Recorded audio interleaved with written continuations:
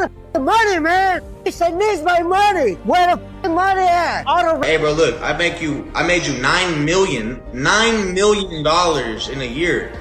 Johnny Dang is looking finished, and rappers are not holding back at all. They're yanking his grills out like they never mattered.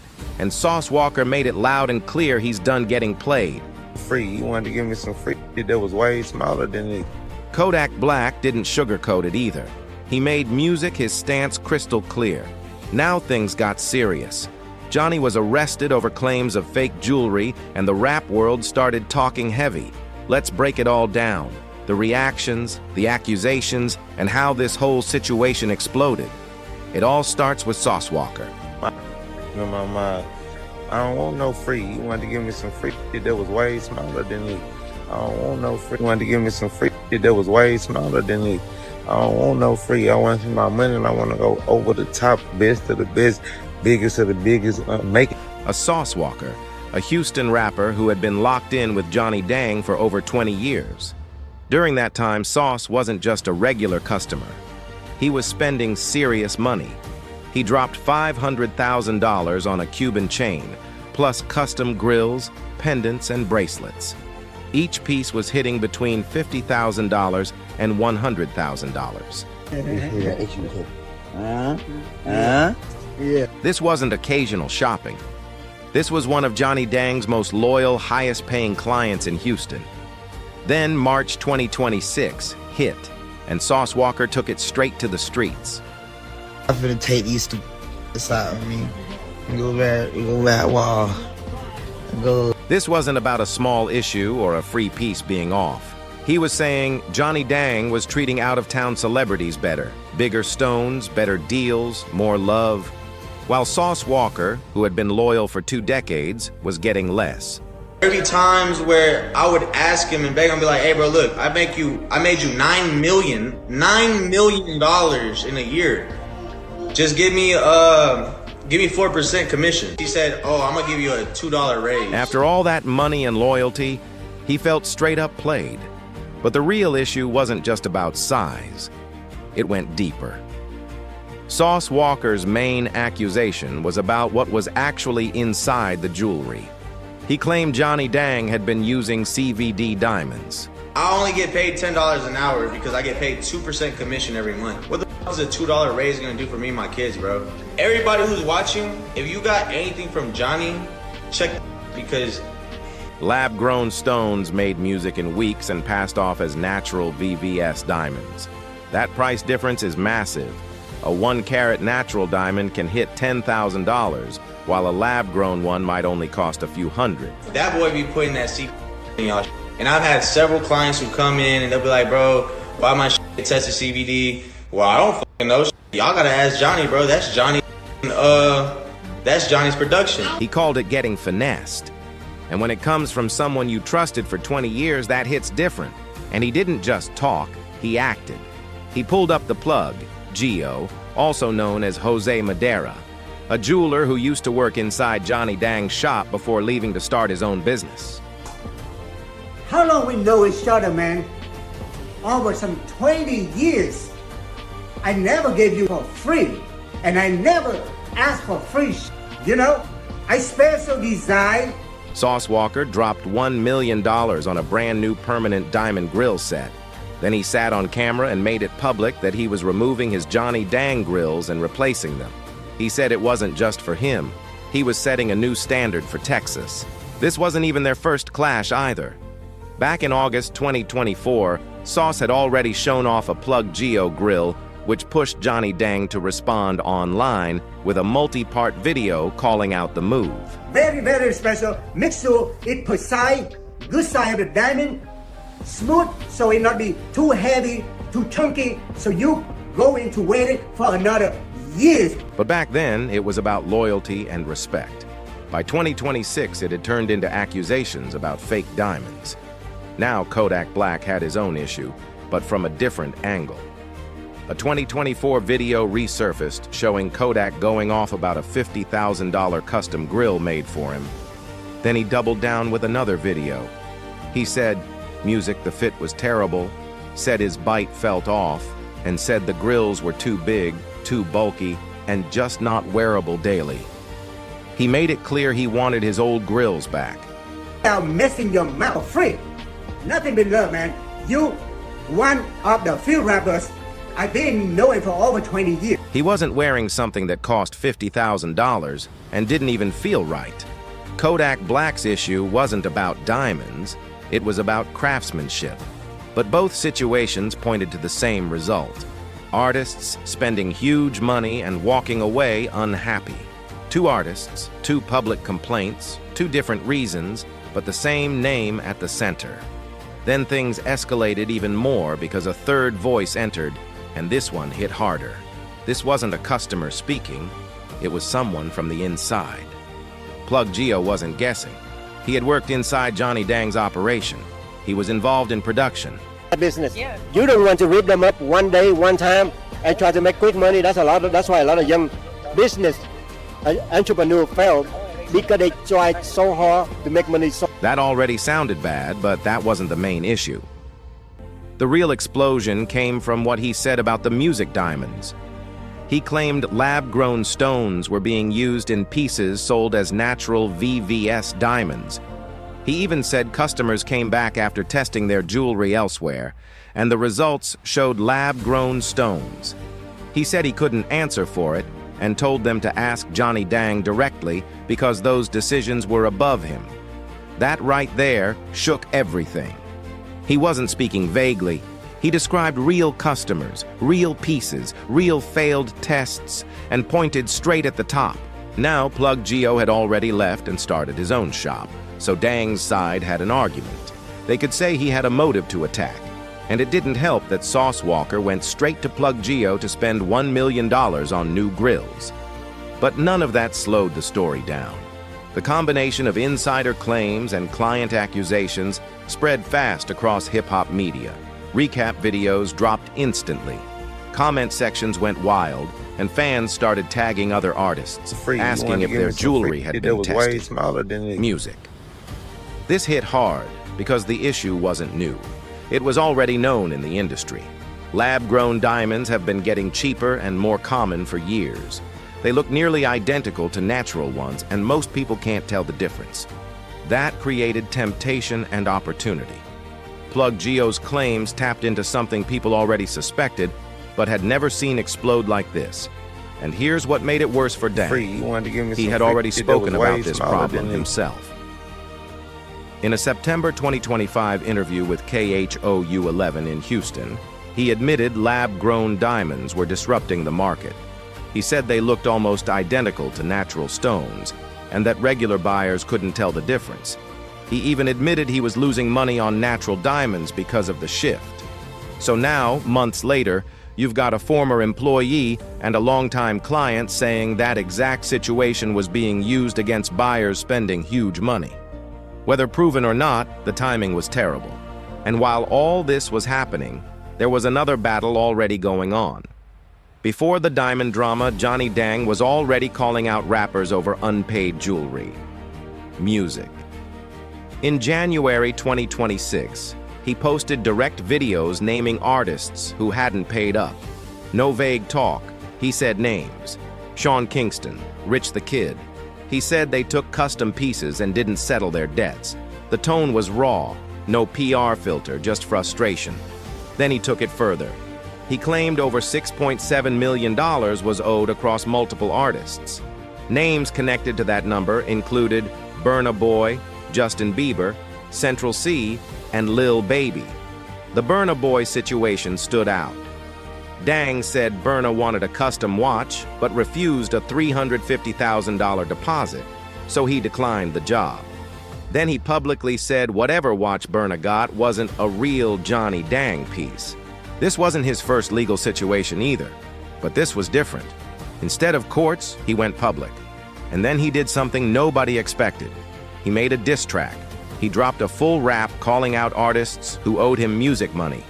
It spread everywhere, Instagram, TikTok, Facebook, because nobody had seen a jeweler move like that before. It was calculated. He used hip-hop culture itself to apply pressure. In that world, reputation matters, and being named publicly hits harder than legal papers. But this situation revealed something deeper. High-value pieces, $50,000 grills, six-figure chains, were leaving the shop before full payment. Everything ran on trust. And when that trust broke, things got messy. The diss track was what happened when handshake deals fell apart. Unpaid money and won over diamond legitimacy, both playing out in public music with millions watching. And then the ripple effect hit. Artists didn't just talk, they started checking their jewelry. Chief Keef became the biggest example. He had been rocking with Johnny Dang for years and had never, music, had public issues. But after Sauce Walker's claims dropped, he made a move. He went to a jewelry store in California, not to shop, but to test his diamonds. That right there showed how serious things had gotten. He tested everything, his pendant, his diamond watch, no shortcuts at all. Both pieces went through a professional diamond tester, real equipment, no music guessing, and both came back clean, showing as authentic diamonds under standard thermal and conductivity tests. So yeah, the results actually worked in Johnny Dang's favor. But that's not what had people locked in. What really had everyone watching was the fact that Chief Keef even felt the need to test his jewelry in the first place. He didn't go back to Johnny Dang privately or make a quiet call behind the scenes. Instead, he pulled up to a third-party jewelry spot in California and did it all in public, where people could see it happen. That move spoke loud, without saying a single word. Choosing to verify publicly instead of handling it quietly showed just how serious the doubts had become. Even someone with no history of problems felt like he had to double-check. And once that footage hit the internet, it spread fast. It became one of the biggest moments in the whole situation, not because it exposed anything bad, but because it showed the level of doubt creeping into the culture. Now Lil Durk stepped in too, but in a different way. He didn't call anyone out directly, music, but his message still hit heavy. An Instagram story from him started circulating everywhere right after Sauce Walker's claims, and even without names, people, music, knew exactly what he was talking about. He said people need to stop buying jewelry blindly. He said a lot of pieces out there are either fake or overpriced. Then he gave a clear warning: pick one jeweler and stay locked in. But then he flipped it. He said he's no longer blaming rappers or athletes for getting played. He's pointing at the sellers who are moving products that don't match what people are paying for. No names were dropped, but the timing made it obvious what conversation he was stepping into. And coming from Lil Durk, that message carried weight. This wasn't gossip. It felt like advice people needed to hear, something worth saving, worth screenshotting, because it wasn't about attacking someone. Music was about protecting yourself in a game where serious money is involved. It completely quiet. Paul Wall. That's big because Paul Wall isn't just some random name in this story. He's been Johnny Dang's business partner since the early 2000s. He helped build the whole grill movement with him. But during all this, silence. No interviews, no posts addressing the drama. Nothing direct at all. Now that silence got people thinking, some say he's just being smart, letting Johnny handle the situation while keeping things stable behind the scenes. Others feel like maybe there's more going on that hasn't come out yet. Either way, people notice. And then there's Sauce Walker again, because after all that intense energy, he actually dialed it back a bit. In the comments, he called Johnny a goat and said there were no hard feelings. He even posted photos back at the shop later on. That confused a lot of people, but by that point it didn't even matter anymore. The clips were already everywhere. Millions of views, endless reposts, constant debates. Once something like that goes viral, you can't pull it back. Keep in mind, Johnny started off as a wholesaler. He was a manufacturer for people like me who would go The out and sell situation definitely left a mark on that untouchable image. That iced-out king aura, it's not hidden the same right now. Diamond tester videos are everywhere, trending heavy. Rappers, influencers, even regular buyers are double-checking pieces they use to flex with confidence. And it's not just about Johnny anymore. The bigger conversation is spreading across the whole industry. Now people are side-D'ing multiple jewelers, wondering if similar moves have been happening behind the scenes. The culture is starting to rethink how it spends money, who it trusts, and what real actually means. That's a big shift, because at its core, this story isn't just about diamonds or grills. It's deeper than lab-grown versus natural. This is about loyalty. Real loyalty built over years of business, relationships, and trust. And what happens when that loyalty gets questioned publicly? It hits different. It's about trust, too. The belief that when you spend serious money, we're talking hundreds of thousands, you're getting exactly what you were promised. No shortcuts, no surprises. And it also raises a tough question. What if the people who helped build your name, the day ones, the early supporters, start feeling like they weren't treated right the whole time? That doubt alone can shake everything. Now, whether Johnny Dang ends up clearing his name completely, or whether more proof comes out later, or even if this whole thing slowly fades into another chapter of hip-hop drama, one thing is clear. That crown, it's heavier than ever. He's still active, still creating, still doing business. But the whispers are loud. The testing videos aren't slowing down anytime soon. And the questions raised by Sauce Walker, Plug Geo, and even those old Lil Durk warnings, they change how people look at their jewelry, for real. If more artists start dropping receipts, test results, or speaking out, this situation could go even further. But right now, everybody's watching, everybody's checking, and nobody's forgetting anytime soon. If you made it this far, hit that like button, subscribe to the channel, and share this with someone who needs to see it. More breakdowns coming soon. And trust, you don't want to miss what's next. And then he told everyone watching something that really hit hard. Go get your jewelry checked. That clip went everywhere because this wasn't just gossip. This was someone who said he was actually in the room making the pieces, dealing with the clients. That made people listen differently. Now add this. Geo was the same person who made Sauce Walker's new $1 million grill. So now you've got both of them aligned, both pointing fingers at the same place. That's when it really started looking serious. But here's the twist. Some people say none of these claims are proven facts. That part matters too. And just when things couldn't get any crazier, people started digging up old warnings from Lil Durk. Back in September 2021, Durk posted, "Stop buying all this jewelry without knowing what you're doing. A lot of this fake and some is overpriced. Get one jeweler and stick music to them. I'm telling you, y'all going to be pissed when the truth come out." At the time, people didn't fully connect it. But now, that message is hitting completely different. Around that same time, Lil Baby had his own situation with a fake $400,000 watch.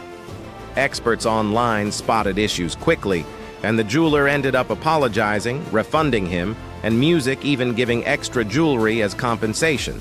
But the trust damage already done. Then, in 2022, Durk doubled down again, saying, "Don't blame the rapper or athletes, blame the jeweler for selling them that bogus." So when the 2026 drama exploded, people immediately connected the dots. It started looking like warnings had been there the whole time, but nobody took them seriously until now. And just like that, what started as one artist switching jewelers turned into what many are calling one of the biggest jewelry controversies in hip-hop. But to really understand why this hit so hard, you have to understand who Johnny Dang is. This isn't just some random jeweler. His story is actually powerful. Johnny Dang, born in Vietnam, grew up in a small village with no electricity, no running water, nothing easy about life. His family were jewelers, though, so he learned the craft early. His father eventually escaped Vietnam and made it to Texas, starting a small jewelry shop. But Johnny didn't reunite with him until nearly a decade later. That's years of separation, real struggle. When Johnny finally arrived in Houston in 1996, he was 23, barely spoke English, and had no money, but he had skill and he had drive. Within 2 days, he was already working at a flea market jewelry stand, music making just $35 a day. That's how it started. He learned fast, adapted to American styles, and by 1998, he opened his first store. But the real turning point came when Paul Wall walked in. Paul helped promote Johnny's grills in the streets while Johnny handled the craftsmanship. That partnership changed everything. They introduced better designs, custom fits, and diamond grills that didn't damage teeth. They introduced better designs, custom fits, and diamond music grills that didn't damage teeth. It was a whole new level. Then came the moment that took everything global. Nelly. After finding out Nelly got a grill from somewhere else, Johnny and Paul didn't argue. They made a bold move. They gifted him a real custom grill worth $20,000. That move paid off big time when Nelly invited Paul Wall onto Grills, a song that went #1 and became legendary. After that, everybody wanted in. Lil Wayne, Beyonce, Travis Scott, Megan Thee Stallion, Gucci Mane, Migos, Floyd Mayweather. I'm Johnny Dang. The client list just kept growing. Johnny built a massive business, expanded to a huge showroom, and became a symbol of success, from nothing to multi-millionaire status. That's why this situation feels so heavy, because this brand wasn't just about jewelry, it was about trust. And now that trust is exactly what people are questioning.